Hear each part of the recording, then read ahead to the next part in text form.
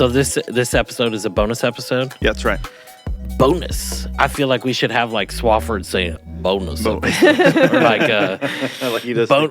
something funny. We need him to say a lot of things We because do. his voice is so I great. had my brother was like, "Hey, who's that guy you had on the podcast? His voice was very like." I was like, "Yeah." Have I told you like, about I'll the first believe anything he says. in our small group? The first time he read scripture, like early on, It was And like so- the heavens opened up. You know, he like read out loud this passage, and Tyler Hooper was just like staring at him like this. Yeah. And then when Swafford stopped, he goes, "Man, you should read the whole Bible." Yeah. That's awesome. It was so good. All right, so here we are. We said what we're going to do is we're going to pick up Matthew 28. 28. And then we're going to go back and talk a little bit about some stuff at the beginning of Matthew, some of the Sermon on the Mount stuff. Yep. So here we go. I mean, it's a big place to pick up, the resurrection.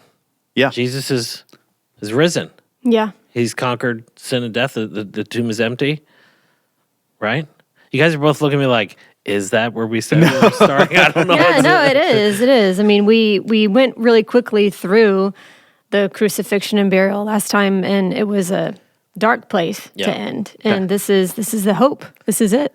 That's what I was thinking as you were like, Jesus is risen. I was like, actually, we didn't talk enough about his I know. his death in The the last passion, one. But yeah. I know after the last one, you guys like, man, we kind of breezed through that, and I apologize if you felt like we did a disservice it's to all that, but it is a pretty big, important thing. But here we are. Yeah.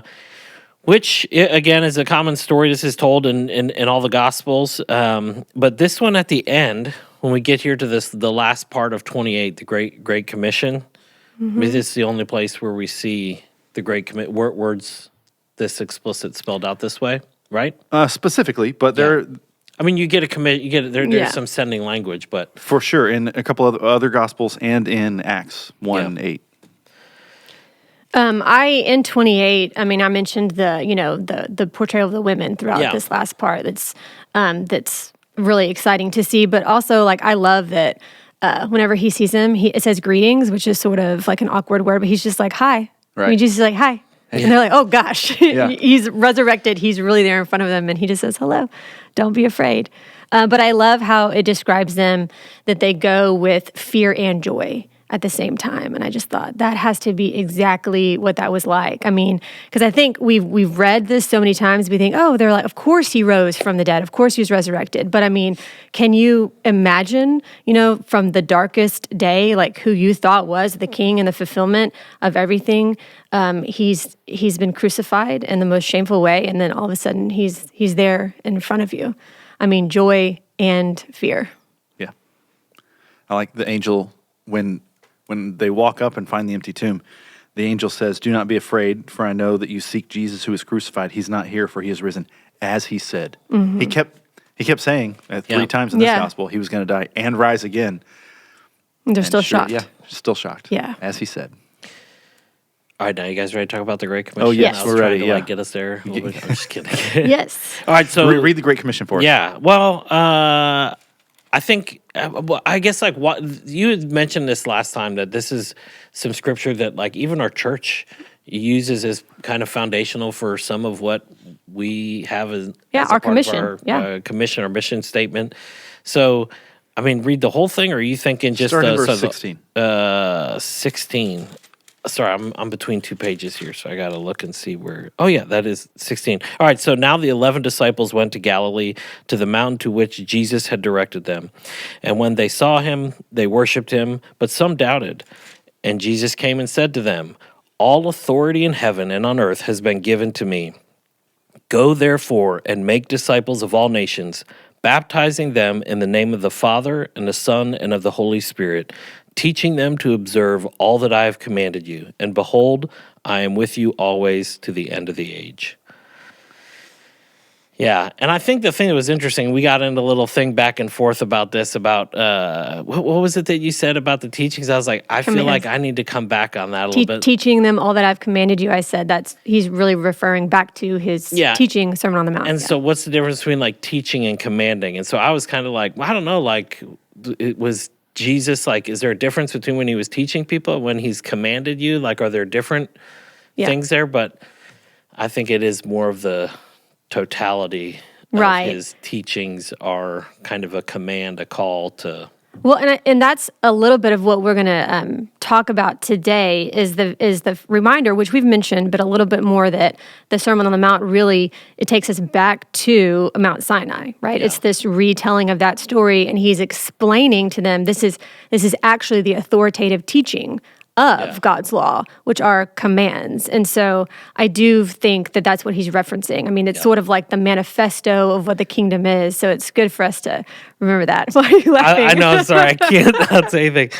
If you're watching the podcast, Rachel forgot her Bible. And so she has a Bible that has pictures in it. And so when I look down, I'm like, it just looks a little funny. Using a children's Bible from the closet. Yeah, but hey, it works. It works. It works. Any Bible works. Any Bible That's works. the truth. Well, I think that even just to remember that what we said from the very beginning, that Matthew, this gospel can be summed up with fulfillment. It's about fulfillment. And even in the Great Commission, which we've all read so many times, you really see all of God's promises, even just in this little section. Yeah. I mean, all authority in heaven and on earth has been given to me. I mean, I'm the king, right? I'm the new David who has full authority. I'm the Son of Man who's coming on the clouds. I mean, teaching them all that I've commanded you. He's the new Moses who has authority over the law. And then I'm with you always, right? It's God with us again. Go to all nations. I mean, that's the promise to Abraham, to be a blessing to all nations. You have like all of the Old Testament promises from God right here.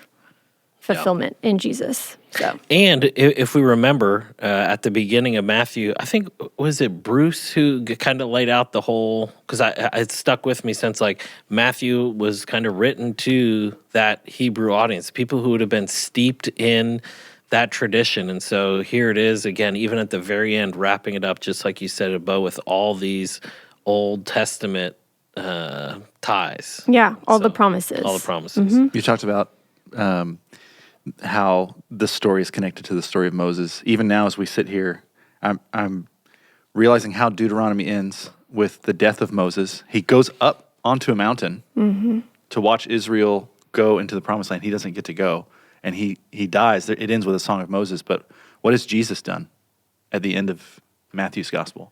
He goes up to a mountain and gives this word and then ascends. Yeah. Gosh, all the parallels between that Matthew makes between the first 5 books of the Bible and the life of Jesus, they just keep showing up. Yeah. Which is important because, again, that was the audience who he was, kind of talking to in that moment. I mean, they would have been so keenly aware and tied to all these. And they were waiting for it. Yeah. I mean, this is what all of God's people had been waiting for, was a new Moses. In Deuteronomy and Isaiah, there's these references to one like. In Deuteronomy, he says, I will rise up one who's like Moses, a prophet like Moses, who will speak, and I'll put my words in his mouth. And then in Isaiah is talking about a future redemption, but he uses language from the Exodus. And so they were really all waiting for this new Exodus too, which is why it's hard for us to really get in that mindset. But like you're saying, they knew exactly what promise was being fulfilled. Okay, so let's kind of go back. You can go ahead and flip back there on how far 5. So to set the scene a little bit, that parallel, like what you were just describing. I mean, I know that there's a ton of them, but in this moment, you have all these. Jewish people who are kind of, again, oppressed under the Roman rule of the day, and they're kind of lost and wavering and wondering, like, God, where are you? Are you hearing our cries? Are you going to kind of save us? Which is similar to what was happening with the Israelites in Egypt. And so God sends Moses in the Old Testament, help. That's right. Help break that down. Well, and there's even, so I think we mentioned this in the earlier podcast, but just as a reminder, there are these very explicit parallels between the Exodus story and then the beginning of the story of Jesus. And so you see that, he does go into Egypt, right? So he's in Egypt, and then the king in Egypt starts killing all the firstborn Israelites, all the male Israelite babies, just like Pharaoh did in Egypt. Remember, he threw the babies into the water. And then you have this Exodus when he comes out of Egypt. And then you have, right after that, you have this Old Testament prophet who prepares the way. And then he goes into the water. He comes out of the water of his baptism, just like right, the parting of the Red Sea. And from there, he goes into the wilderness for 40 days, just like the Israelites went from the Red Sea into the wilderness for 40 years. Yeah. Right. And they were tested and he was tested. But he is the greater Moses and he's the true Israelite. So he fulfills and he completes all these things that Moses and that the Israelites couldn't do. So that's a little bit of how we know what he's setting up whenever he gets to the Sermon on the Mount. Yeah. Yeah. And then when you get to the Sermon on the Mount, he goes up on the mountain, which it's a phrase that's only used in reference to Moses going up on Mount Sinai, so they would know just by that phrase. He goes up onto the mountain. That's exactly what it says that Moses did to receive the law. And then he sits down to receive the law from God, which it says Jesus goes up onto the mountain and then he sits down to teach. So it's you know immediately, okay, I'm supposed to be thinking about the 10 Commandments right now. Yeah. Do you have anything to add to that? No, that's the great. setup? No, that should give you the picture, the mindset of what is happening now. Yeah. So I read something in, I don't know what I was looking at, but I ended up writing it down because I was like, oh man, that's pretty profound. But that it basically says that, in this one, that the crowds, ultimately that the crowds were following Jesus because all that he was doing leading up to this point. He's like healing people and doing stuff. And so, but ultimately, Jesus seeks disciples, not merely a crowd of followers. And so the Sermon on the Mount has come to describe the nature of discipleship because he wants disciples, not just crowds of followers.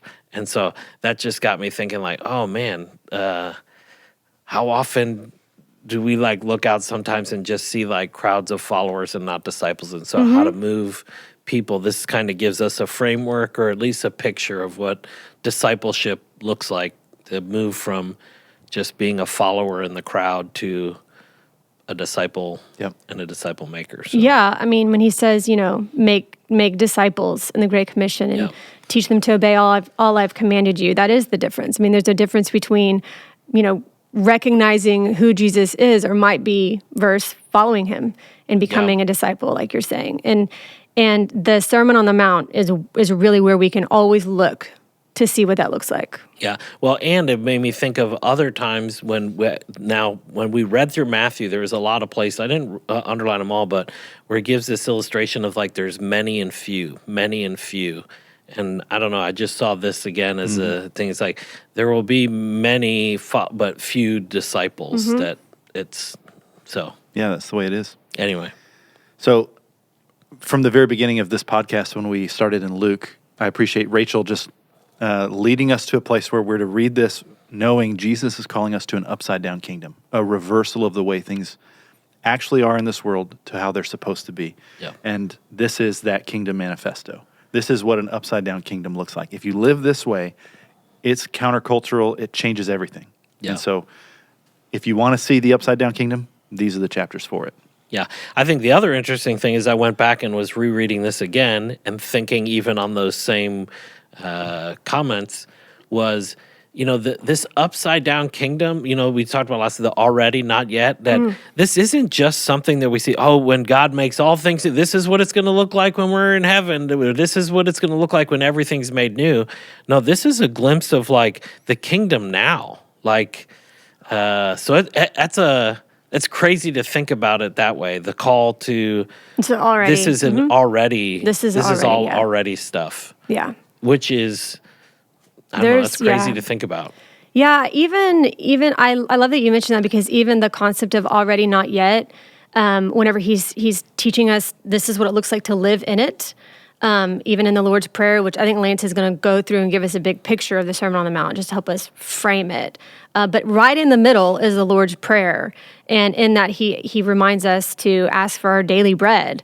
And even that is we can think about this Exodus story. I mean, what did God provide for them every day when they were in the wilderness? And they were in this in-between period too, right? They were rescued, but they weren't to the promised land yet. But he gave them the manna every day from heaven, it was right? They just wanted more? They just wanted more. That's what I mean. They just grumbled. They just did not pass that test. And then he gave them more quail than they could eat till they were vomiting. Yeah. Yeah. But I mean, it's still like he's he's referencing the Exodus story because we're all in need of Exodus. We're all in exile. It's this cosmic exile, that starts in Genesis whenever they're kicked out of the garden. It's really a human condition, and that's really how the Israelites saw it at this point. Yeah. Yep. So as we approach the Sermon on the Mount, I want to read something because the Sermon on the Mount starts with the Beatitudes, the blessed are, right? So Jonathan Pennington, who is a professor of New Testament interpretation at Southern Baptist Theological Seminary, he's a scholar. He's written this book called The Sermon on the Mount and Human Flourishing. And he makes the case that that's the lens with which we should read this. Not just that it's a call to an upside-down kingdom, but that upside-down kingdom leads to the flourishing of humanity. That is you're smiling real big. That is the kingdom of heaven on earth. That's now. Yeah.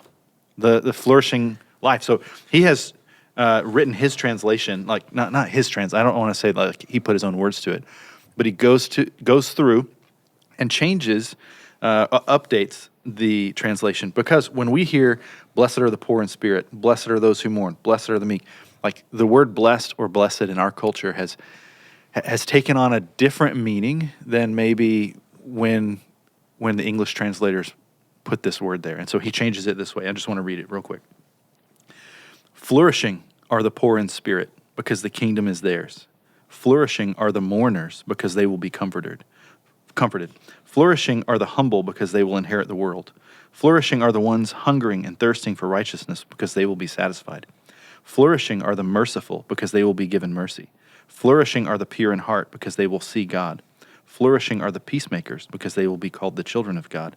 Flourishing are the ones persecuted on account of righteousness, because the kingdom of heaven is theirs. Flourishing are you whenever people revile and slander and speak all kinds of evil things against you on account of me. So it's this idea that these things, we have to push the idea of being blessed, probably outside of our minds because of the cultural connotation for us. Think about you will flourish in a state of mourning. It doesn't feel that way, does it? Yeah. Why could that be? Well, in an upside-down kingdom, you flourish because you lean on your Father, who comforts you in a state of mourning, like each one of these. So, what were you going to say? No, I was just excited. Yeah. I mean, even just that concept of human flourishing is such a helpful way to think about the whole Sermon on the Mount, because it part of it ends with him saying, "Be perfect as your Father in heaven is perfect," and that is and we mentioned it's a hard verse to read. Like, what does that mean? But that word is actually like complete, is what which is just human flourishing. Yeah. So he's really just saying, hey, be who you're supposed to. You're supposed to image God. You're supposed to live in this leaning on God and loving other people well. And that's all he's saying when he's saying be perfect, is this is what it looks like to flourish. Yeah, I think the other thing, if I think about this, these chapters, which later on, you get he speaks in hyperbole and some of the stuff, it's like, yeah, there's no way that, I'm thinking of the guy, like someone who isn't a Christian, how this can sometimes be a barrier, and this misconcept of like, well, there's no way I could ever be, mourn and feel, or like I could feel happy while I'm poor in spirit, or there's no way I can flourish. So it's not for me. I could never live that way. And so I don't know why I just started thinking about how sometimes this can be used as a barrier for people to even Or can feel like it explore is. faith. Well, I would just remember who Jesus is talking to, the context of this, and he is talking to outsiders. He's talking to those who actually are suffering, who are sick, who are poor. I mean, because it's not the elite right now who are following him. And so it really is an invitation. Yeah. I mean, the beginning of the Sermon on the Mount, this is who is in the kingdom, and it's invitational. It's comforting. Yeah. And I guess I think like to someone who this may be a barrier, it's like, well, the reality is it's like, we don't have to be perfect to come to Jesus. It's like, no, this is what the marks of a disciple looks like, but a disciple doesn't get there on their own. Like Jesus ultimately provides a way and a path to help see this kingdom come in people's lives. And so I don't know why I just started thinking about that. I mean, even think about, the picture of the disciples of Peter, how Paul describes himself in the New Testament letters. I mean, the worst of all sinners. I mean, they really were, the great leaders of the church, and they failed all the time, but God still used them. So anytime you start to think that I can't do this, I'm not enough to be even a disciple, just go back and read the Gospels and see the compassion and mercy of Jesus and also the examples of the disciples. Yeah.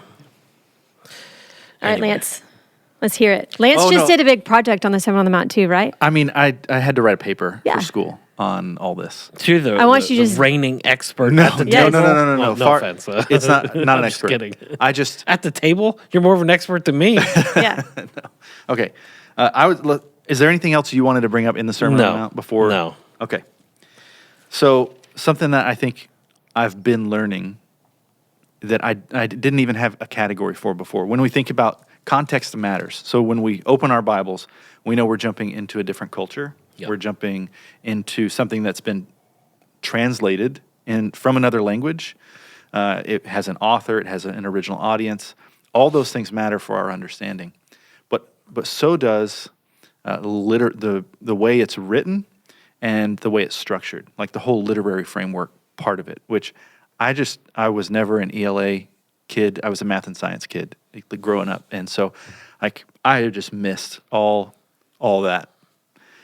But a lot of brilliant people have spent their lifetimes studying these passages and have helped us see that the way they're structured matters. The literary structure really does matter because it's drawing our attention to something. So I'll give you an example. And the example really matters because it's mirrored in Matthew. The example is from the first 5 books of the Bible, the books of Moses: Genesis, Exodus, Leviticus, Numbers, and Deuteronomy. So they are structured. It's really all one big thing. And they have parallel sections. So it starts with the creation account and it would end with the Song of Moses, which there's all this language that mirrors some of the creation account. And then you have these pieces. And I don't think word count. Think just what is happening, right? And they lead you all the way to the center. And it's meant to draw your attention to something very important. And the center of the center of the center, well, the center of those is the Leviticus, but the center of Leviticus is the Day of Atonement. So do you know what happens on the Day of Atonement? But we should explain that for people. Yeah. So the Day of Atonement is the one day a year that the high priest goes into the Holy of Holies, inside, at this time, the tabernacle, later the temple. It's the place where God's presence is right there. And to do so, he has a series of sacrifices that he has to do and purifications, and he goes in and out 3 different times, has to take a bath and change his clothes. The nation gathers, and they're watching this all happen because the way this goes down matters. And there comes a point where there are 2 goats. There's the one goat that's killed, but another goat that becomes the scapegoat. The sins of the nation are pressed on it, and then it's taken out and removed and left in the wilderness. So it's symbolically saying that through this process, God recognizes that the sins of the people are gone. Yep. Right? So Day of Atonement, I mean, it's the thing to help us see what God really wants, is he wants to be with his people. And he wants to remove their sin and make them right and whole, this flourishing. Like when he's there, they will flourish. And for him to be there, they need to live his way. Like all of that is wrapped up. Yep. Got it? So the structure draws us there. That's how we can know its importance. In the Sermon on the Mount, it is structured similarly. It has a start and an end, and there are these mirror sections. And in the middle of the Sermon on the Mount, you already said, Lord's Lord's Prayer. Prayer. the Lord's Prayer, okay?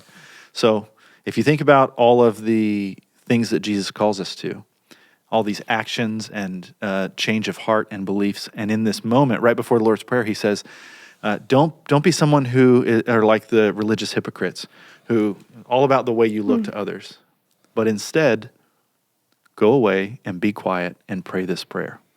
And so it's meant to be like deeply personal. The way you live in this upside down kingdom is not just for other people to see. It's actually a dependence upon the Lord. And this Lord's Prayer is a dependence, right? So you want to read the Lord's Prayer for us? Sure. I happen to have it right here. All right. I'd flip to it. So this is in Matthew 6, 9. Pray like this: Our Father in heaven, hallowed be your name. Your kingdom come. your will be done on earth as it is in heaven.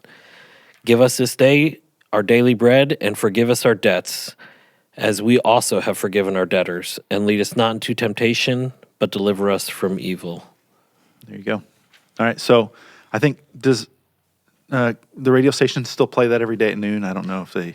I don't know. Yes, they do. They do. Okay. It does. So KSBJ does Yeah, that. it does. Yeah. This is something like I was taught as a child and have said it in my life over at various times. This has been a rote prayer in a sense. Like you just know it. Yeah. And it's on the radio every day at noon. And It's like saying the Pledge of Allegiance or something. You just say it. yes. Oh, that's such a great example. You just know it, but when it's meant to draw you in. The structure of the Sermon on the Mount, the way Matthew has laid it out, is that he's drawing our attention right here to this prayer. And do you know what's at the middle of this prayer? This is like, just like the Day of Atonement is the middle of the middle of the middle of the middle of the Pentateuch. The middle of the middle of the middle of the Sermon on the Mount is this phrase, on earth as it is in heaven. Yeah. That's the kingdom come. Yeah. So I was working with this book and other resources, and I'm having to write this paper, and I was sitting at the kitchen table. It was a Friday. Our kids were at school. Danya was doing something. She was there, and I was just like staring, I think, like blank, because it was like, well, my mind Yeah. exploded, and I'm trying to, wait a minute. The whole thing is about not just our actions in this upside down kingdom, but this quiet, reflective prayer. Lord, use me so that heaven can come to earth, on earth as it is in heaven. And for weeks, I just keep thinking about this. And I want to get it tattooed. I'm not like a visible tattoo guy, but I just want to get it on my arm so I can see it all the time. Does that mean you have tattoos or just not I visible? do have tattoos. Oh, okay. Oh, yeah, No, nice. I'm not. Sorry. Anyway, Squirrel. I just keep thinking there is more here than I can imagine. Yeah. On earth as it is in heaven. Matthew is trying to draw our attention to those words of Jesus in this quiet, devoted prayer that we make to the Lord. So that's what I wanted to. I'm still trying to figure it. I'm trying to figure that out. So I'm going to put it here and say, like, what is? Well, and that's what's to me. That's what's so helpful to go back to this, because I do think there's so much in the Sermon on the Mount. Like that's the center of it, and that's the hope. And then really, if you go out both ways from there, you see this is Jesus explaining what that looks like. Yeah. What you're actually praying for is all of these things in you and in the world. And then when we're in 28, he says, go teach everyone. Go teach everyone. That's what he's telling us to teach. So we're not even just, and we're inviting people into this too. We're inviting people to be able to have this intimate time with their Father and inviting them to participate in this longing and this display of the kingdom too. I mean, that's our commission. Yeah. I think what's interesting, even just like backing out of the center of those words, just this idea of the Lord's Prayer happening in the middle of this kind of Sermon on the Mount, and kind of really how it positions our attitude of like who we are and who God is, and just like, our recognition of who He is in our life, and His authority and His will, not our will, and then our dependence on His provision to make things possible. So. And forgiveness. And it's this daily, consistent reminder that we are forgiven, that we need forgiveness, that we give other people the same forgiveness. Yeah. It's the And it's while we participation. are forgiven, it's this ongoing. Yeah. We need forgiveness. Which I was going to say, back to your point of if some of the teaching feels like a lot, like I cannot do that. He knows. God knows, right? That's not a surprise to Him. That's why He invites us to come to Him every day and confess that, and to still participate in His kingdom and still be in relationship with Him. Yeah. I don't even think we mentioned, as far as like the parallels go, that the Pentateuch. It is, it's the five books that Moses wrote, and then it's these five teachings of Jesus that's supposed five to discourses? the 5 discourses, Yeah. which we're only in one. This is the first one, but even just that in Matthew is supposed to say remind what you. you just said again. I was looking at the time and then I'm lost when Sorry. you got. Well, Lance was talking about how the Pentateuch, the first 5 books of the Bible, they're written by Moses. Yeah. And in Matthew, there are 5 discourses of teaching from Okay. Jesus, and even just that is supposed to be parallel to remind us that this is the greater Moses, and this is the new covenant teaching. It's crazy, and you just think of when you hear even this explained, just the parallels sometimes, you just get like this massive, like, whoa, this is, the bigger plan, Yeah. the master plan at work. I love that you just said that, because I was just thinking, are people like, okay, who cares? Because it can sound like that. Okay, does it really matter? It does for that reason. Yeah. It helps us to distill down what it is that God's trying to communicate in His Word. It's not just a random verses like that we're trying to obey. It is this great, big, beautiful story Yeah. that answers all of our questions, because we are all in exile. We all are oppressed and sick and in need of forgiveness. And that's what this whole story is about. And then Matthew puts it all right here in the gospel. Yeah. And that, the big plan, God knew all along what was going to have to happen, that He knew it wasn't going to ultimately end up working out with Moses and that, but it all happened. And so, I don't know. Yeah. You're looking like- I don't know. No, He probably hoped it would, but no, I don't think. people No, he knew. It wasn't that it didn't work out with Moses. God wasn't surprised by the way all that happened. It's for whatever reason he revealed Himself that way at Yeah. that time and continued to, but brought Jesus into that story because He's trying. I mean, I don't want to try to say I know what God is doing, but Jesus wasn't Plan B.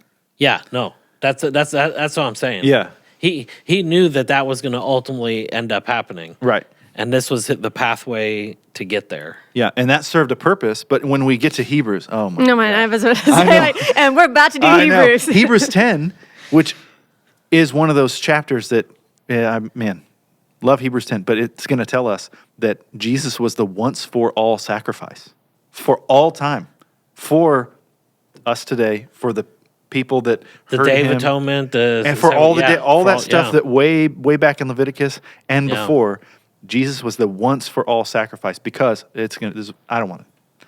The blood of bulls and goats can never take away sins, is what it says. Yeah. And that'll mess with your mind a little bit when you know the story. But Crazy. Okay, well, so, bonus episode, yeah. coming to a wrap, Yeah, and just Sermon on the Mount. and let's just remind everyone why we did this, because I think people might be thinking like, well, we already sort of went over the Sermon on the Sure. Mount. Yeah, it was your idea because Under the bus. no. I love that we got to talk more about this actually because I missed this. Yeah. Yeah. When I was coming back. But Jesus says, "Teach them to observe all that I have commanded you," which means go make disciples, bring them into the kingdom, and teach them how to live out the things I've taught you. And what has He taught us? Well, the Sermon on the Mount is the Kingdom Manifesto. It's like, if you're going to go one place, go there. That's not the only place to go to learn Jesus' teachings, but certainly it's the way to understand what He wants from us, for us, so that we can flourish, so that humanity can flourish, so that the kingdom of heaven can come here on earth now. Yeah, and remember that at the heart of it is complete dependence upon, it's invitation into dependence upon God. And it's a change of heart. It's not about, when He says, teach them to obey what I've commanded, it's not in front of people, it's not just rules to follow, it's a complete transformation of the heart. Jesus says that over and over. Yeah. I've been listening to all this, just trying to, because I've been in it for a while. But this morning I drove Spencer to school, and I was dropping him off, and he was asking questions about what we were about to do. Mm-hmm.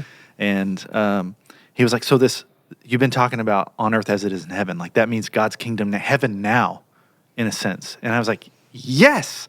I like pulling up to drop him off, like at Clear Falls High School. You're bringing the kingdom of heaven now. Yeah. You're pushing into this darkness. And when you go into Starbucks or the gym or your workplace or wherever, like, that's the picture that we're supposed to get from this. Yeah, and that's why I said earlier. It's like this idea that the kingdom. It's an already. This is a now. Yes. That when disciples live out and strive for this type of discipleship, that the king. It's what brings the kingdom now, or Yeah. lives, not brings it, but embodies it or gives a picture of it now. That we don't live this way for some future way that it's going to be. Yes. Eternally, this is. Yeah. And even in just thinking about all of God's promises and God's purposes that we've seen all throughout Matthew, he begins in chapter 1 by saying, this is Emmanuel, God with us. And then how does Matthew end? Behold, I am with you always, right? Yeah. That is what God has always wanted for humanity. It's what we have in Jesus is, I am with you. All right, guys. Well, if you have any questions based off of what we said, because they might, remember, questions at clearcreekresources.org. This is good. I enjoyed doing a bonus episode. Me too. Yeah, you're like, Lance was just like giddy, like, yeah. I'm going to go spend all day all day in on class. Zoom now. Yeah. All right, thank you, guys.